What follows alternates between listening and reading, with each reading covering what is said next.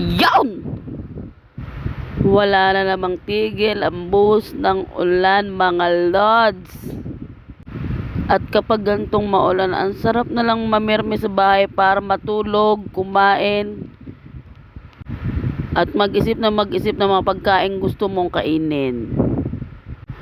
At ito nga mga lods, dahil sobrang tagal ko nang hindi nakakakain ng adobo, nakapagkalkal na naman ako sa sarap namin ng mga ingredients na adobo na pwede kong lutuin ngayong maulan. Nakakita ako ng sitaw at saka yung mga laman loob ng manok at ay balon-balunan ata yun.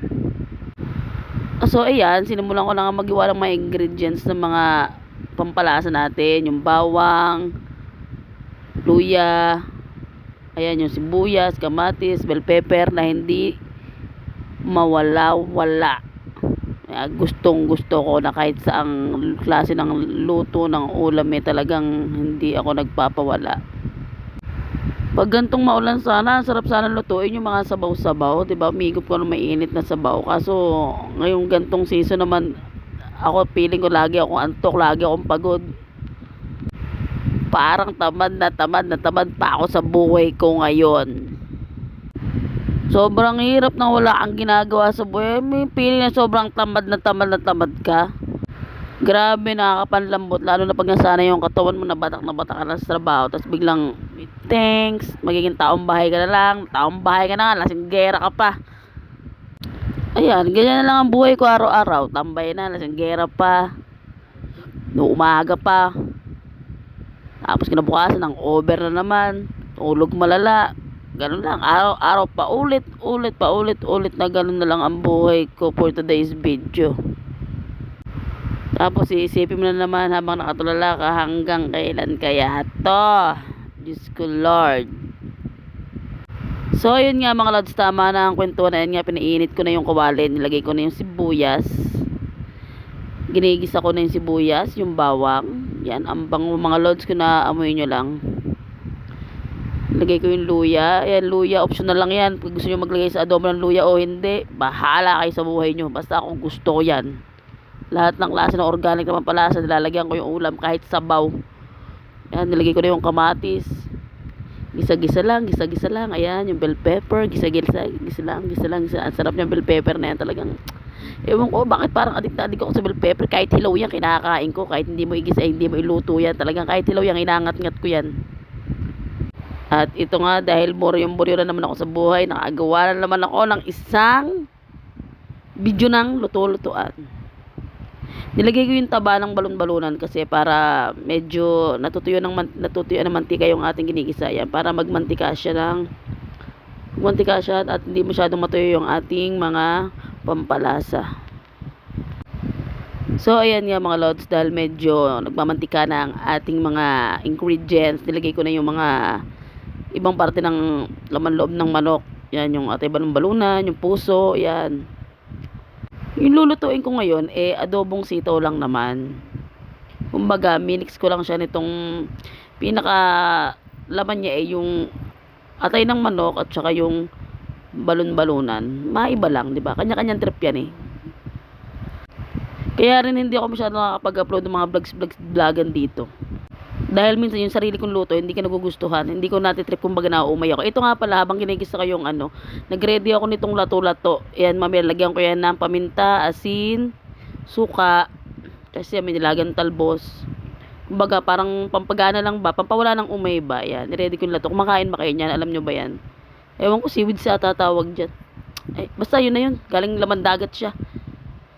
At ayan, yan, balikan na natin yung ating niluluto. Ayan, nilagay ko na pala yung atay ng manok. Dahil medyo masyadong nagisa na natin yung ating mga atay balon-balunan at saka yung ating mga pampalasa. Nilagay natin yung atay ng manok para konting gisa-gisa lang yan kasi medyo malambot lang naman yung atay. Madali lang maluto yan. Mamaya ilalagay na natin yung sitaw. Sarap, ang bango mga lods, kung naamoy nyo lang. Sarap sana nitong pulutan, no? Iinom ka, kaso ngayon wala Bawal na talagang mag-inom dito din sa bahay. Kagaya noon, anytime, anywhere, pwede mag-inom. Ngayon wala na, medyo may limit na. Alam nyo naman. At ayan, nilagyan ko na nga pala ng toyo. Minsan pa nag-aadobo ba kayo? Anong mas marami nilalagay niya? Yung toyo o yung suka? Ako kasi pa nag-aadobo ko, mas lamang yung suka. Wala akong mabilan ng, hindi na ako makalabas ng bahay, hindi na ako pag-grocery. Kaya yung sachet na yan, binila ko lang yan sa may tindahan dito sa may labas sa amin. Pagbuhos ko naman, nadamihan yung toyo, pero okay lang yan. Dapat nasa-timpla nyo pa din, kumbaga dagdag bawas na lang. Kayo na bahala magdagdag bawas para makuha nyo yung lasa na gusto ninyo. Ayan, nilagyan ko na nga pala siya ng suka. Tinimpla ko ng maigi mga lods. At ayan nga, kumukulo na nga ang ating adobong atay at balon-balunan. Ayan. Itong asukal na to mga lods, optional lang yan. Depende sa inyo kung gusto nyo maglagay ng asukal o wala. Ako gusto ko medyo may sipa ng manamis-namis ba yung ating adobo. Dapat nga may sili pa yan kaso siling pula sana masarap. Kaso yung mga anak ko kasi baka hindi na nila makain. Tsaka yung tatay ko, nanay ko baka masyadong manghang. Yung mga luto na gusto kong lutuin talaga ngayon, hindi ko na magawang maluto rito sa bahay kasi ang daming bawal na pagkain nakakainin ng para sa nanay at tatay ko. Ang daming bawal na pagkain sa kanila as in talaga. Kaya talaga yung minsan yung mga niluluto ko pinipili ko lang talaga as in. Yung mga pagkain, ulam na gusto mong ulamin, hindi mo na talaga makain. Kumbaga kami na lang yung mag-a-adjust talaga. Mahirap na pag may kasama ka talagang, may karamdaman na sa bahay, kailangan mo mag-adjust. Ganun talaga ang buhay. Bigayan lang. At ayan nga mga lods, nilagay ko na yung ating sitaw. Ayan, adobong sitaw talaga yan. Pero kumbaga parang unang na-mix lang natin yun nga, yung pinaka pampalasa niya yung atay ng manok tsaka balon-balunan. Kumbaga adobong sitaw mixed with atay and balon-balunan. Ganon. At ayan nga mga lods, luto na ang ating ulam for today's video. At dahil malolobat na ako, hindi ko na yata masyadong makukuhaan yung as in talaga mamamatay na yung aking phone. Lagi na lang kasi akong nalolobat dahil tamad din ako mag-charge. At ayan na yung kinalabasan mga lods, naluto na yung ating adobong sitaw mixed with atay with balon-balunan. Kain tayo guys. Thank you for watching. Bye-bye.